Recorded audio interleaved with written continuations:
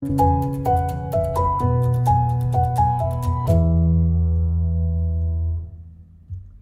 everyone, it's technology expert Burton Kelso here with another tech tip to help you get the most out of the technology in your life. Today we're talking about what is Apple Intelligence.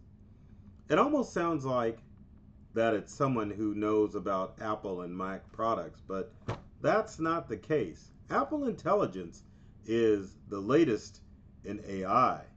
Now think about AI meaning artificial intelligence, but Apple recently went with the AI initials and decided to call their generative chatbot Apple Intelligence, which is ingenious because it means that they're not lumped along the generative AI tools that are currently on the market, like ChatGPT, Microsoft Copilot, Google Gemini, and of course, Meta AI. What Apple Intelligence is a generative AI tool that goes across all Apple products, meaning current products. So we won't get to see Apple AI in its full entirety until later this year. But you have to understand that we're talking about generative AI that allows you to work seamlessly between all of your Apple products. So that means that you can't turn on your Apple device and see Apple AI right now. You have to relate or wait until the releases of iOS 18, macOS Sequoia, and other, I shouldn't say other, but the more current Apple iOSs or OSs as they release later in the year. But imagine a world with Apple Intelligence where you don't have to worry about logging into a server to get access to generative AI. With Apple Intelligence, you're promised that all of your AI generation will be developed on your Apple phone and, of course, your MacBook, Mac Mini, or any Macintosh product that is running Mac OS Sequoia. So you will need internet access, but rather than rely on third-party tools, Apple has promised that their Apple Intelligence will be better than just general AI because it's personalized to your device, meaning that you don't have to train a generative AI tool to work with your Windows or Macintosh device. This means that whatever you've got on your iPhone, iPad, or MacBook, Mac Pro, Mac Mini already knows information about you. This also means that you get security, which is one of the things that people worry about when it comes to generative AI. When I speak of AI and when other technology people talk of AI, they talk about the security of AI, meaning that if you are going to do a search or put in a prompt for AI, you need to make sure that you aren't putting personalized information, because one of the things that we have to worry about with AI is that that information is stored on a server, meaning that if it's stored in the cloud or on a server, there is always that possibility that any personalized information that you've shared to generative AI tools in its current form could be leaked in a data breach. And as we all know, there are a lot of data breaches that we have globally. Also, you need AI that is personalized, and Apple, with its Apple Intelligence, is making that happen. Now, as far as the security of Apple AI, how is Apple making that happen? Well, again, with Apple's M processors on their devices, they have the capability to use the processing power of those processors. I'm like saying processors a lot, right? But they are able to use the power of those chips installed in those devices to come up and use an AI engine to generate the images and text that you want to have come up. Now, if your AI tool on your phone or on your computer needs to reach the internet, then that information is sent in an encrypted message to Apple's AI server. Because if you aren't aware of how generative tools work, tools like Microsoft Copilot, Google Gemini, ChatGPT, and Meta AI have their own internal servers that are chock full of information. But again, even though you're working directly on those servers, there's the ability of someone or a breach to occur to leak that information. But with Apple, everything is centralized and personalized. And if it needs to go to the internet to reach an outside database, then that information is sent encrypted, ensuring that any AI search that you do is safe and secure, which is everything that we want. One of the things that's great about Apple Intelligence is that if there are questions that you have about your device, you can ask your device how to find specific features, which is one of the things that many of us want with our AI tools. Got a question on how to use Siri or any other tool? Then you can just ask the AI and then it'll figure it out. Speaking of Siri, we can't talk about Apple Intelligence without talking about how Siri will transform later in the year. Siri can search across your apps on your smartphone and across multiple Apple devices, allowing you to set appointments, to quickly look at your emails, also allowing you to create Bitmojis or emojis that look like yourself and the friends that you talk with. But these are the things that we are missing with current generative AI.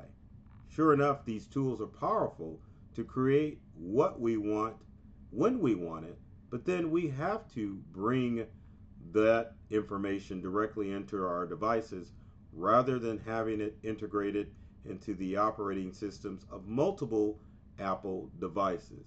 So you're talking about technology that's game changing and that will ensure that we live in an AI world that is going to be completely safe. I shouldn't say completely, there's always that chance, but most likely be safer than the AI environment that we work with. Now let's talk about some of the downsides about Apple Intelligence. Number one, Apple, you have to remember, is a software and a hardware company.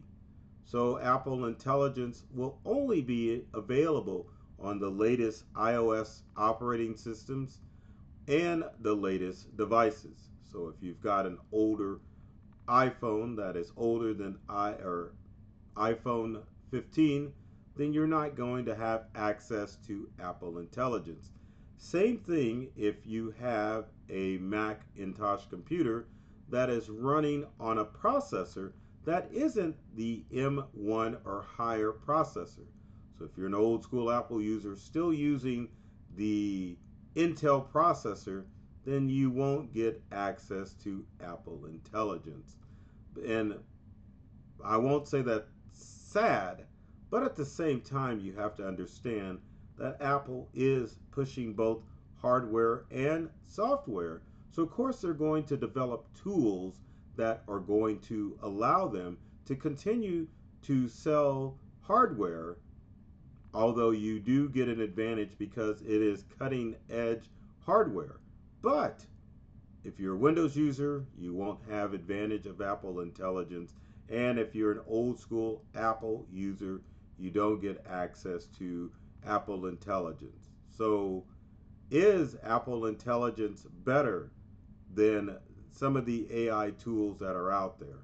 Well, you have to remember that generative AI is still an experimental phase. And one of the things that I need to mention about Apple Intelligence is that you have the option to utilize your Apple devices and connect directly with ChatGPT.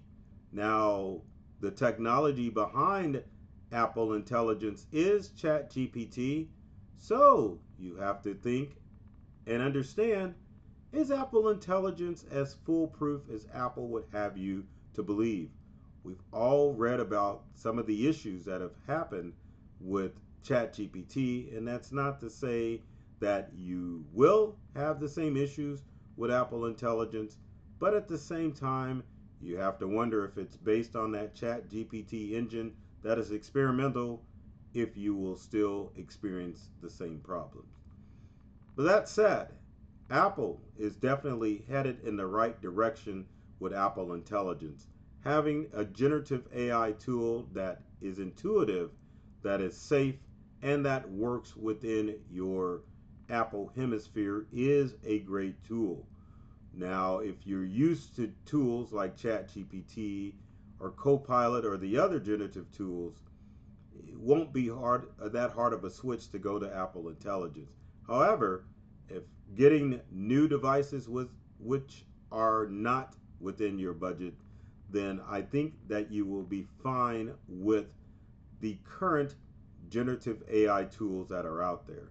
It may be a couple of steps extra to get the results that you want into the documents, email, or even the text messages that you want, but you can survive. You don't necessarily have to live in Apple's environment, but Apple Intelligence has definitely given us a vision of what could occur as far as generative AI is concerned with all of the devices, especially when you're looking what can happen with Siri.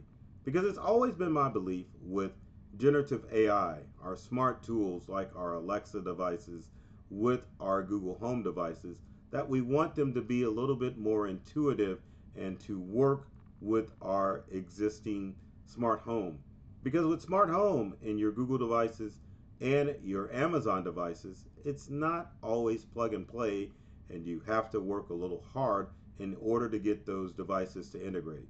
So if anything, Apple Intelligence is a step forward in the AI game, and we should see more manufacturers go a little bit further as far as how they integrate AI into our devices. So with that said, if you've got comments or questions about Apple Intelligence, leave them in the comment section below.